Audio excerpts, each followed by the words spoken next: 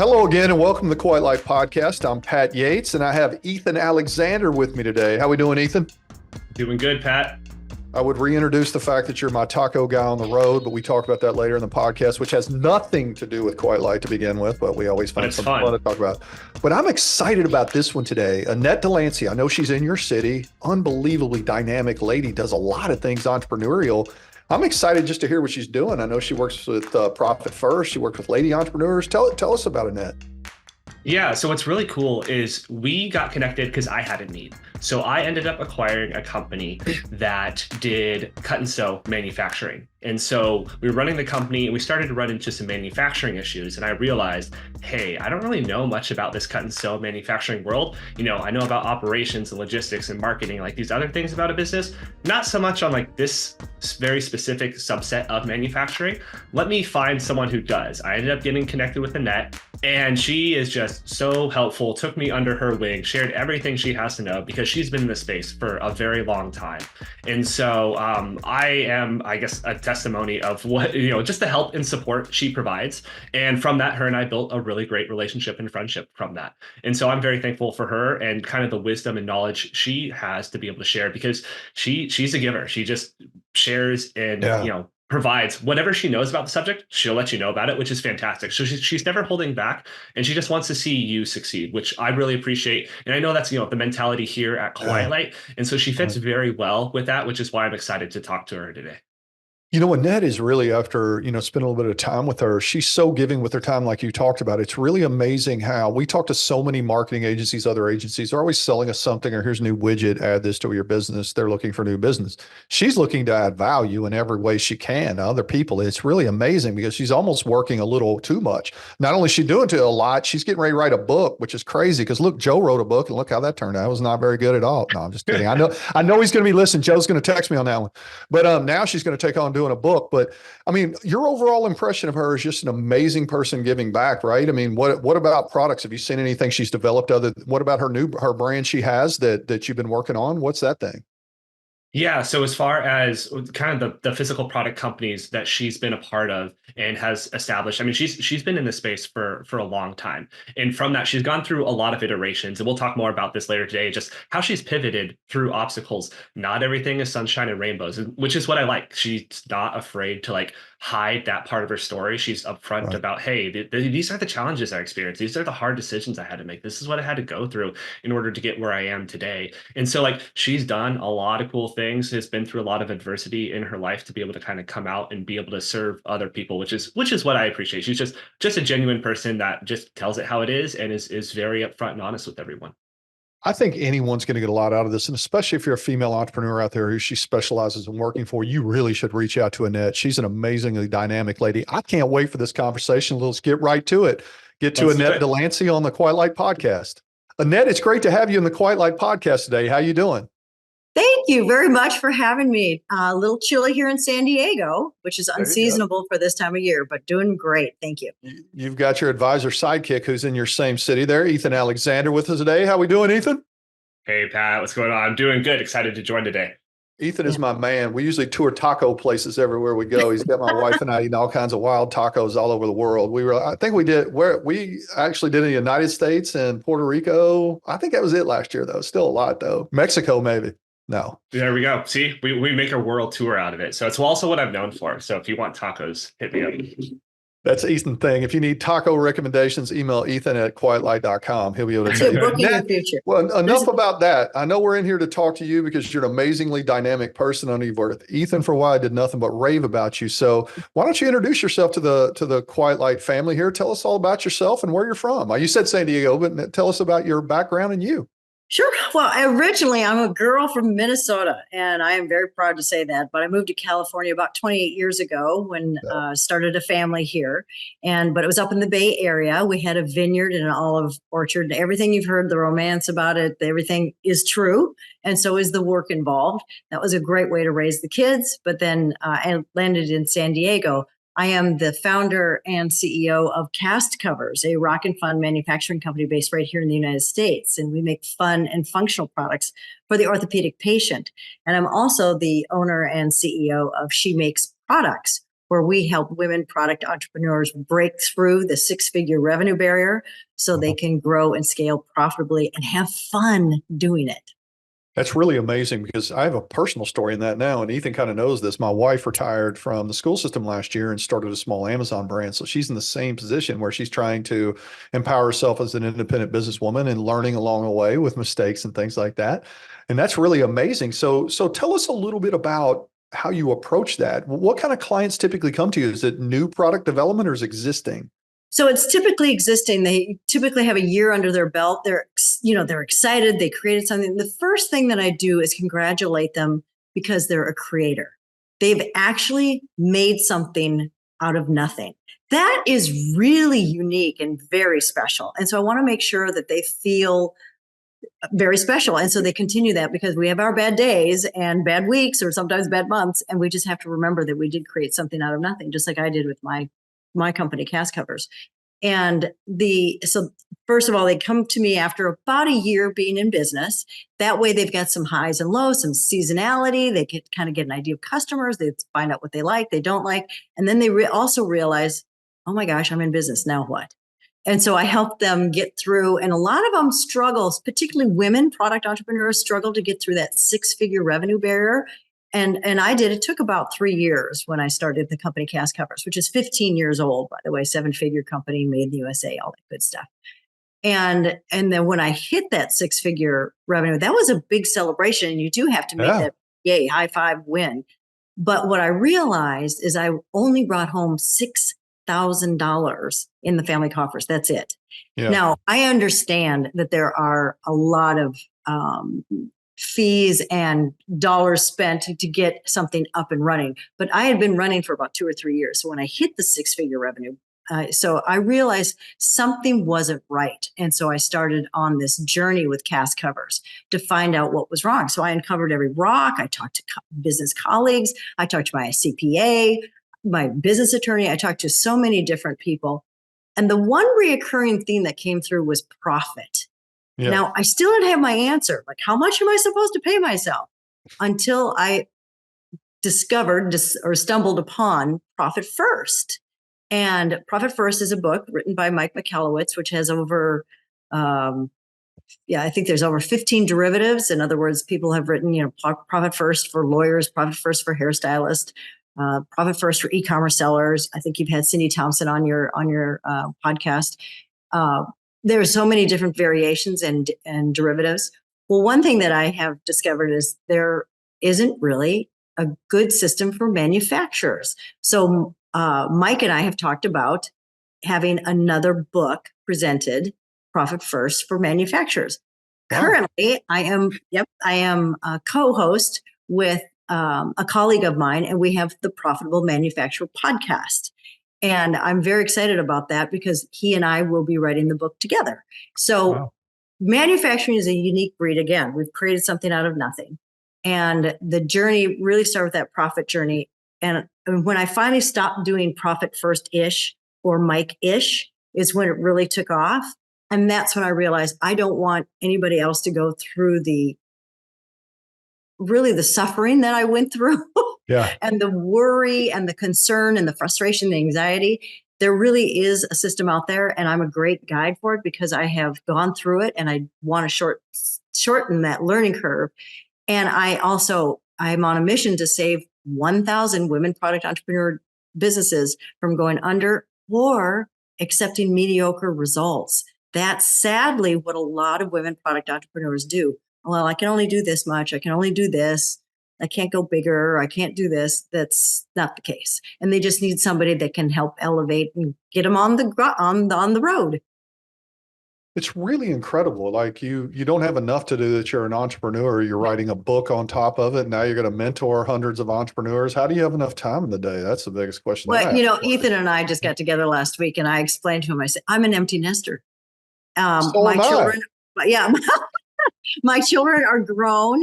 I am a grandmother, 2.5-year-old love of my life. He's the man in my life. Yeah, so my business is set up so I can have that time to be with him unencumbered.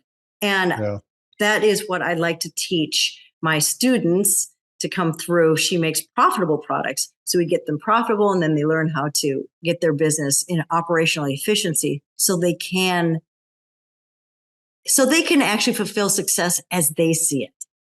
Yeah. And everybody has a different idea.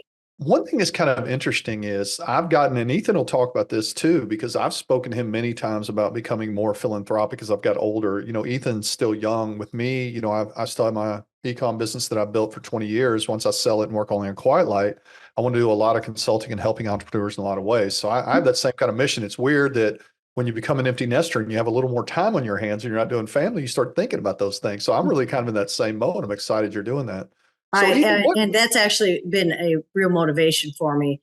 The idea of sadly, I know a lot of businesses owned by women that have had to shut down, or they chose to because they didn't see the options. And it's such a sad tragedy, a mind is a terrible thing to waste. To me, it's the same thing. This would be just a tragedy if there were solutions out there, and the support and encouragement that they needed is out there, and they could, if they want to. They have to have that passion to grow the business. That's really kind of important. So I love it. And then I'm actually, a little preamble here, I am building out an equity fund that I would be able to help women product entrepreneurs. So you got another thing you're doing. Any other stuff? You got like a night job, a bartender or anything like that? No, but that's funny. I do want to travel.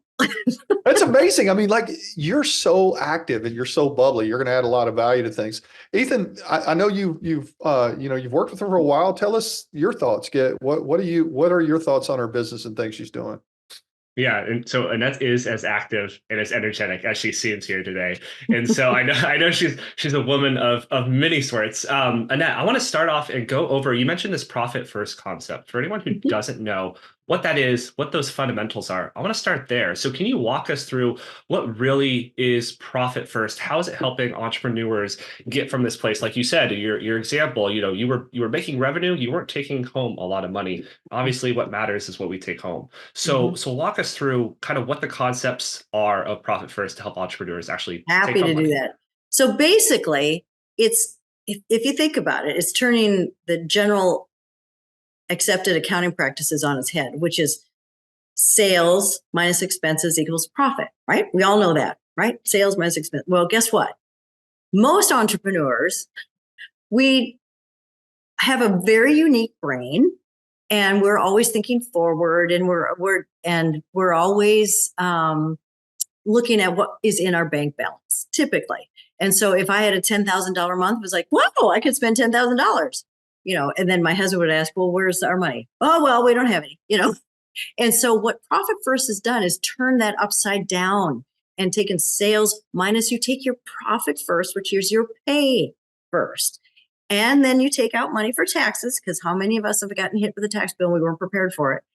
And then and this is in summary, this is what is left over for your business. So then you have to allocate resources. You have to get more creative. It's like that tiny tube of toothpaste, that little tiny bit left, and you squeeze to get it out, versus the big full tube and you just go, It's the same thing. So if I had $10,000, guess what? I would spend $9,950 and say, well, here's $50.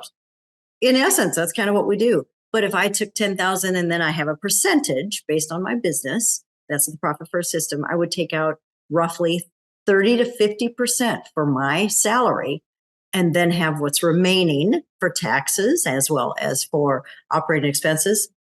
You have to get lean and mean, and boy, does that make a big difference and so the other thing is as entrepreneurs, well, let's put it this way. CPAs and accountants look at your invoices, your credit card statements, your balance sheet. Everything is what has happened, right? Everything that has already transpired. As entrepreneurs, again, our brain is different. We're thinking forward. We're going, my next marketing campaign, who am I going to hire? What are sales going to be like next month? We've already forgotten what's going on. So it doesn't make sense to us when our P&L shows up and it says, oh, you've made a profit. What? Where's the money in the bank? And I remember Ethan and I had a discussion recently, because I had him on as a guest on my She Makes Profitable Products in 90 Days program. And we talked about the fact that a lot of times you have this profit showing on your P&L, but it doesn't show. Well, you got to look at your balance sheet and see what you got. Owners distributions, what owner distributions, what taxes are saved, what taxes are you saving? Those type of things. So it makes all the sense in the world when you go through the program, and it's the way it works for the entrepreneurial brain. So it sounds like it's being very purposeful with pretty much every dollar coming in as well as spending out. And so someone's starting on this journey in the sense of, hey, okay, this sounds like a good idea. You mentioned, okay, you allocate, a percentage to what's going to your pocket. How does someone start in that journey in the sense of how does someone calculate, okay, this is how much should be going to my pocket? Like, what are some factors people should be So you can certainly pick up the book Profit First by Mike McCallum. It's absolutely. Can you do it by yourself? Most people can't. It's very, very difficult. And so you could find a bookkeeper or a CPA. There's over 600,000 of them. 60,000 of them. 60,000. And actually, I hope you can cut this out. Actually, it's 6,000 of them. There's over 1 million businesses that have incorporated Profit First. And so and then I'm a coach. I'm a business coach. And so if I had a business coach 4 years earlier, I would have saved myself so much pain. I would have paid myself so much more, so much faster, because we live it, eat it, breathe it. And it can be kind of daunting at first because it's very confusing because you're just still kind of working on the old principle. But you can read the book. But then I would recommend that you either go to Profit First blogs or any kind of YouTube videos. Just make sure that Profit First, not somebody else's, or somebody that's been certified with Profit First system, which I have. It saved my business twice from going under. That to me is the biggest testimony. And that's when I said, that's what I got to offer my She Makes Profitable products. And to me, profit is the X factor of success. If you don't have profit, you really can't get successful, and you won't have a sustainable, successful business. And you could get the Oprah effect where all of a sudden, something comes in, some big influencer or whatever, which I've had, but those are anomalies. Those are things you can't count on. So you have to count on what's real and make friends with reality. That's the name of my other book, by the way, Make Friends with Reality, and have that basis. And you have those accounts set up for those things that come along, even if it's a pandemic. But you save for taxes, you save for salary, and it's all based on formulas of fiscally elite companies. And so you find out what your revenue range is, and you find out and we can all help you with that. And it works. It works. One thing I'm curious about on that is, how do you pivot? Let's say that you have a brand new person developing a product and it came to market today and they are going through Amazon. You know that advertising is that they're going to lose money every month until they build it up 5-6 months. How does someone in a startup, if they know they're going to have to bootstrap and even begin to do that? I guess is the best way to put it. I love this question. Thank you, Pat, for asking it. So what you do is you take your sales, let's just say it's $10,000, and you pay yourself 1%. Just pay yourself 1%. Just put it aside, pay yourself. And then you put 15% for taxes. Just put 15% away. And then you have to look at Amazon, because I'm on Amazon. You have to look at Amazon as a wholesale account. I can't get over how many people think they're like a direct-to-consumer account. They are not a direct-to-consumer account. They're a wholesale account. So you can't expect the same margins. And so you're doing well if you've got 35 to 40% margins with Amazon, depending on products, but as a general rule. But so you get started, you get in the habit. That's the key is, I had $10,000. I'm going to take 100 and put it aside. And the other thing that's important is every 3 months, you take a profit distribution. You congratulate, reward yourself, and celebrate what you've done. Now, an example of that is I had somebody who said, my quarterly distribution would be like $300. What kind of celebration can you have? And I said, you've got the Cincinnati Zoo and the annual pass is $300. Buy your family an annual pass at the zoo. You could take them every weekend and say the company bought this. It just opened her mind up. Right. And you can do it while you're in debt as well. And we have formulas for that and methods. And then I've added my own because of manufacturing is unique. Manufacturing, you've got to consider your cost of goods. That takes a substantial amount of your capital and your revenue that comes in. So getting started, it's just about building that habit, getting into the habit. And then once you've got kind of a pattern down, and that's why I kind of like seeing women product entrepreneurs who've been in business about a year, because then they kind of got a handle, they see kind of what's going on. And then I have a client who was doing about 150,000. And then she got on TikTok and she blew up and didn't know what to do with the cash. She didn't know how to do inventory. She didn't know how to plan for cost of goods. She didn't know. And so I could help her with all of that. That's the unique thing about manufacturing. And that's not there's just a small section in the book. And that's what Mike and I have talked about. And that's why Jason and I, my colleague and I, are going to be writing. He's got the bookkeeping side. That's just fine. He's got that bookkeeping side. I've got the practical experience. And so between the two of us, we're going to make a great book for manufacturers. Right. And again, we're creators. And so I know our conversation is very financially focused here today. And Annette, you've been through this process yourself. You've helped clients go through this process. What are some common pitfalls that you see, whether you yourself have made them, whether you see clients make them, or just other businesses making them, kind of in the scenario that that would be just good to know. So people would be like, oh, maybe I'm making that mistake, and maybe I should be at least aware of that mistake. And if as long as you're problem aware, you can then become solution aware. And so what are some common pitfalls, mistakes, errors people are making kind of along this line of accounting, finance, planning their profit, things like that? Number one is I'll do this when I start making a profit. Number one. And that's don't do that, because I did that. I kept saying, well, when I get to, I will. Or when I make this much per month, meaning revenue, I will. So no, get started now. Just like I explained with Pat, when you get started, take that first out. It's about habits. It's about creating habits. So number one, don't wait. Number two, don't do profit first-ish or Mike-ish like I did. I started out on spreadsheets versus separate bank accounts. And that just got messy. And then I did bank accounts, but I still didn't have all the real bank accounts. And so don't do profit first-ish or Dave-ish. Go all in. And we can help you. Any of us can help you, Profit First certified professionals. And it's actually kind of fun. We're kind of going against the mainstream is what we're doing by taking control of our habits and our behaviors and putting them into the business. So some of the other pitfalls are not doing your monthly bookkeeping. I'll get to that later. No. And if you can't get to it and that's not your strength, hire a bookkeeper. Typically, they're not very expensive, especially when you're just getting started. If that's not your jam, if it's your jam, do the bookkeeping.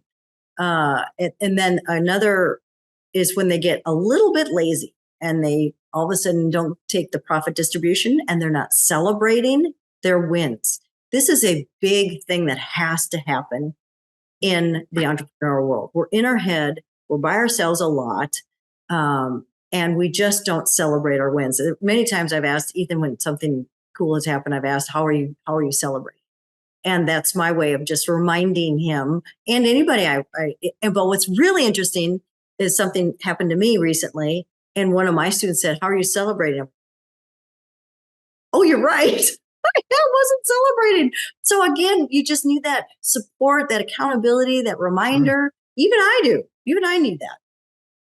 I mean, that's great stuff. I think that they're really actionable tips. And I've checked out the profit first. I think that people that are established in businesses have a hard time pivoting to it. I think you're right. It takes incredible discipline. I mean, one of the things I'm curious about, I'm more curious about you and how you help develop women entrepreneurs. Give me an example of things that you've done. Let's say there's a woman entrepreneur out there that's thinking, hey, I have no idea what to do, but I had this idea of a product. I mean, how can you help them get to market and scale? I mean, what steps do you typically go through? So are you talking about somebody that's already been in business or somebody who's yes? Well, I mean, I guess somebody in business, if you're going to help them develop to that $100,000 mark, what are the first steps you do? So if they've already been in business, so they've already got their business license, they've decided they're going to be on Amazon or eBay or whatever the best thing. What I do is I review the product, I review their pricing and where they have where they're getting their product made. Is it in-house? Are they farming it out? Is it offshore? Is it onshore? What's better for them? We look at their distribution channels and what the makeup is going to be. So for example, in my world, CastCoverz, so we go direct to consumer, and then we have wholesale accounts such as Amazon. We're the largest provider on Amazon, or well, we're the largest in the world, actually. And then we also have distribution channels for medical supply stores, retailers, and orthopedic surgeons. Very, very different mix, and they have different messaging. Wow. And so you have to think about that. And you have to think about, are you going to expand your product line? Is that a good idea, or will that dilute what you're trying to accomplish? For example, during the pandemic, I was asked, because I had production facilities, to make masks. And I said no, because my mission is fun and functional products for the orthopedic patient. Masks were not it. And the reason, and I'm so glad I guess some people say this is a smart decision on my part, but I didn't do it. I could have done it. I did other things for the cause, but I did not do that. I did not risk my business. And one time, actually, Ethan and I were at a sewing contractor in San Diego, and they had 1 million masks waiting to be paid. Wow. They hadn't been paid in a couple months. And so I think that's an example of the risk. And so if you go outside your scope, so we identify what your scope is, we identify what your mission is, what your why is, but then I also get into promotion and pricing. Pricing is really critical to make sure you get the margins that you need. We identify that. And we also identify the promotion. In other words, how are you going to be visible? Everything is different now than when I started the business 15 years ago. We didn't have influencers. I think I still had a fax machine back then. So it's things have really changed. So we have to look at that, and we have to be able to be nimble enough to pivot. Yeah, it's really amazing you say that, because I was talking to someone, I think it was on Friday, and I was reflecting on my business that I still own, my account business. And I said the efficiencies that have come from 2020 have really changed the way that I do my business, like even to reverse engineering how I get product in the United States, whether it's in Amazon FBA or wherever it is. There's so many new options, and people learn so much in the last few years. I think businesses have the ability to overhaul their entire company. And I think that's great that you do that. Ethan, what else do you have? I know obviously the profit first, the manufacturing stuff. I mean, you've spent enough time. She's got to have some other dynamic things she can teach people. We could probably be here all day, but I do want to continue on this path as far as I have a lot of friends, acquaintances who are female and are obviously looking for community. Because in the entrepreneurship world, it's not the most common of things. It's most circles is male dominated. Mm-hmm. But I guess with that, Annette, with what you've seen, what you've built, I guess what would your message be for someone who may be listening, a female entrepreneur who maybe hasn't started a business yet, or is in the very beginning stages and is looking for community or like-minded other females out there to be able to connect with, to learn from, to grow from? Just because I know there's a need. I've talked about it plenty of times over the years, and so you obviously have a very good experience and good resource and knowledge base here. So any tips, any other helpful insights that could serve anyone in that need? It's really interesting you brought this up, because so I have, as I mentioned earlier, I have the X factor, which profit is right in the middle, and then I have my 4 spokes, which we've already talked about. But what circles around it is support. And the support is a really interesting thing, because a lot of people say, well, I've got support. Well, okay, let's talk about that. So there's a support spectrum. So on the far right are the cheerful people. Then on the far left are your doubters. You don't need doubters in your world. There are you've got enough critics in your head. You need to make sure you surround yourself with people who support you and have your best interests at heart. And what I mean by that is, so you've got the Debbie Doubters and the negative Neds, and they're the ones saying, who do you think you are? You don't know anything about this. My dentist had an idea, a woman dentist had an idea of a product, and it was something far outside her field, actually, but it was a really cool product. Her sister, who's a lawyer, said, who do you think you are? You don't know anything about this. And I mean, it just shut her down. And so you don't need those kind of people in your world. And then on the other side, you think, well, I've got the positive people. No, actually. So how many of us remember Sherry O'Terry and Will Ferrell doing the cheerleader on SNL? They did those. They were just happy, positive people. Well, sometimes what that can do is derail you because they say, yeah, go for it. You haven't given it the real perspective and the due diligence it needs to be able to get the right support. So you need the right support. So to answer your question, Ethan, is I would identify with any of my clients, my students that come to me and say, okay, let's talk about your support. Let's go through the support spectrum and see and gauge them. And often they don't have the right support. They don't have the person that has the experience, has the knowledge, and has their best interests at heart. And so you want to make sure that that's around. So you can get that from family and friends, but it is better to have somebody and to always have people in your corner that are a little bit more experienced than you are, always, because they have that experience and they can help you. So where to find that? I think that was also what you were asking about, Ethan. There are a number of forums on Facebook. And what I recommend is that you go into the forums, pay attention for the next 2 to 3, 4 weeks, and then start commenting, asking questions. And if you like the forum, then I would stick with it. If not, then you move on and find another one. There's also your Chamber of Commerce, your local Chamber of Commerce is really a great resource for businesses. Join your local Chamber of Commerce. You're going to find other business people.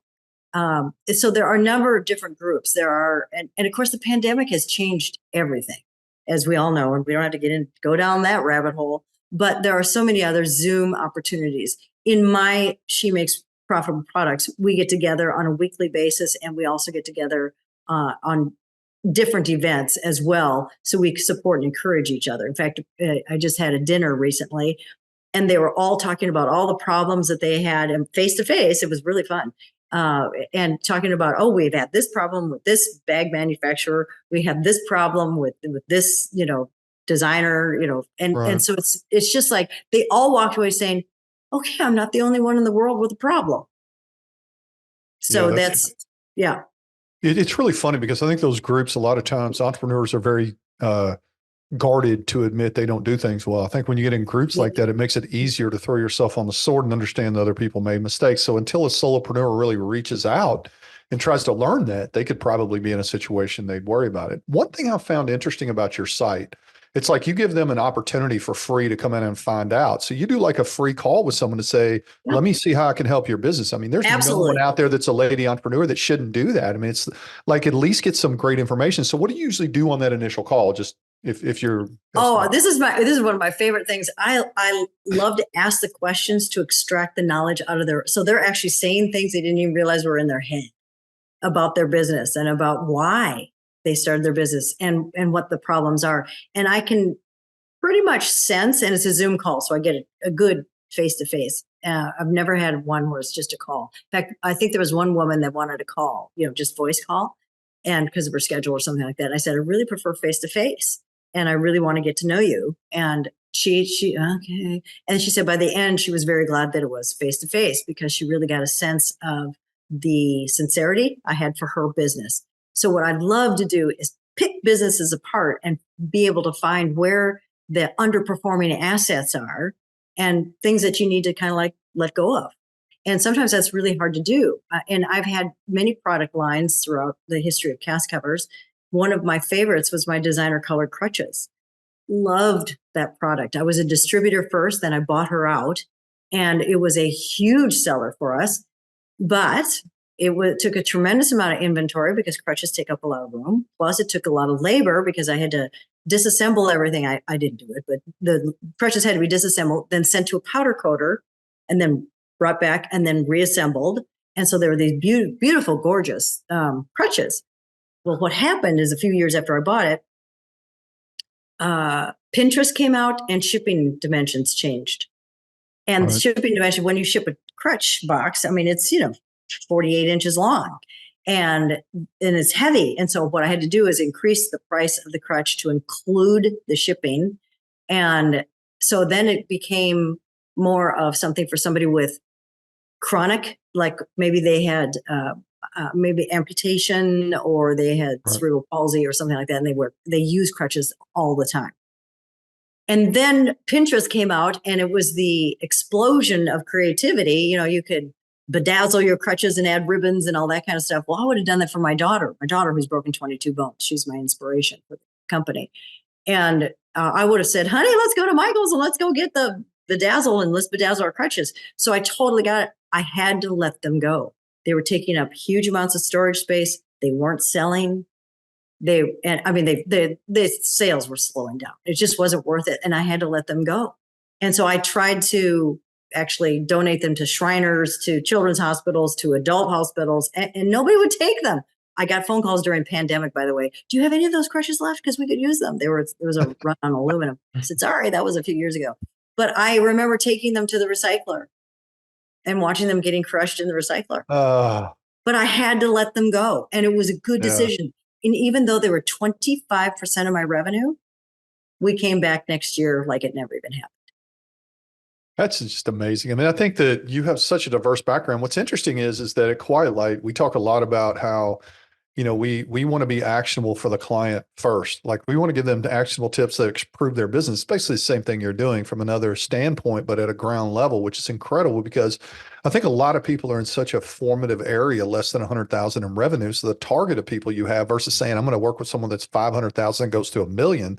The great news is you're taking those base entrepreneurs that really need that help and you're giving the opportunity. It's a really amazing. So tell again how people can get in touch with you, the site and your email or whatnot, or LinkedIn. And I also wanted to leave you with, and this is so interesting that I'm on your podcast because I tell all my clients to always prepare your business for a sale. I'm not going to sell it. Well, I'm going to gift it to my grandchildren. I'm going to do this. I'm going to do that with it. And, you could have an ESOP. We don't know what's going to happen, but the point is you'll become very efficient if you prepare your business for a sale because you don't know what's going to happen. You could end up with a catastrophic injury or an illness or somebody in your family, and you need to leave the business and you have to leave it like that. You don't sometimes have time to prepare. So I do always tell my clients, prepare your business like you're going to sell it. You don't have to, but just prepare your business, and profit is one of them, and the operational efficiencies is the other one. So they can get in touch with me at shemakesproducts.com. And my email is Annette, ANNETTE at shemakesproducts.com. And my manufacturing company is CastCoverz, and that's CastCoverz.com. And and you can find me all over the place. I'm, Instagram, whatever. I'm all over. Yeah. It's amazing. And I think that the great news is having someone like you on here I can tell you're just basically invested in everyone else you work in. Even though you develop your own products, you're much more invested in other people, which is where the best relationships, I think, start. Annette, it's been amazing having you in the Quiet Light podcast today. I appreciate you taking the time. And I'm sorry you got to work with Ethan all the time, though. If you need to, you can just tell me if you need something. He's not a very nice guy. No. Actually, believe it or not, Ethan, I'll brag on him. I think Ethan's the smartest guy at Quiet Light. I'm not going to kid you. Every time there's an answer needed, Ethan knows about everything there is to know. I'm too old to know everything. I just ask him. So he's been great too. I consider him a colleague. Awesome. Well, that sounds good. I appreciate you being in here today, and we're looking forward to talking to you in the future. Thank you, Pat. Thank you, Ethan. Thank you, everybody, for listening.